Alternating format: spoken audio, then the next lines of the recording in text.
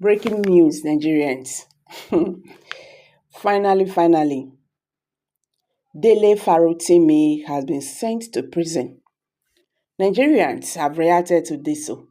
So people can talk, say, what is exactly going on in Nigeria? People don't have the right to speak out. Anybody when get anything to say, review one or two things about somebody, or they are connected, or they are government, they will come for you. So what kind of governments now are we actually operating in Nigeria? You don't have the right to speak because if you talk, they will come for you. Human rights lawyer and activist Dele Farotimi has been remanded in prison for allegedly defaming a illegal luminary and founder of Alpha Babalola University, Ari Alpha Babalawo San. Daily Post earlier reported that Farotimi was arraigned before a magistrate court in Ado-Ekiti. That was on Monday. The activist was accused of mingling and defaming the character of Babalola in his recently published book, Nigeria and its Criminal Justice System. Farotimi pleaded not guilty to all the 16-count charges. Police prosecutor Samson Osun called for the remand of the suspect in prison custody pending further investigation, and its outcome for the maintenance of security in the country. Counsel to the defendant, Dayo Akeredolu, opposed the call, pleading with the court to admit the defendant to bail on very liberal terms and on self-recognizance. According to him, the case at hand is bailable and the suspect is a known figure who is not constituting any threat. So he said the defendant is presumed innocent until proven guilty. However, in his ruling, the presiding judge magistrate Abayomi remanded the suspect in prison custody and adjourned till December 10. Meanwhile, Peter Obi, the 2023 presidential candidate of the Labour Party, has expressed his strong disapproval of the recent arrest of human rights lawyer and activist Dele Farotimi.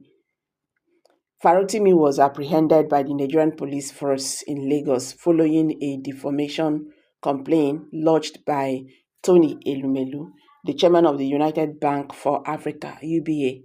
This arrest has raised concerns over the misuse of police powers and the suppression of free speech, prompting Obi to call for Farotimi's immediate release. In a statement shared on social media, Obi condemned the action as a clear violation of democratic principles and the right of free expression. So he emphasized that defamation cases should be addressed through legal channels in court, not through the use of police power to silence critics.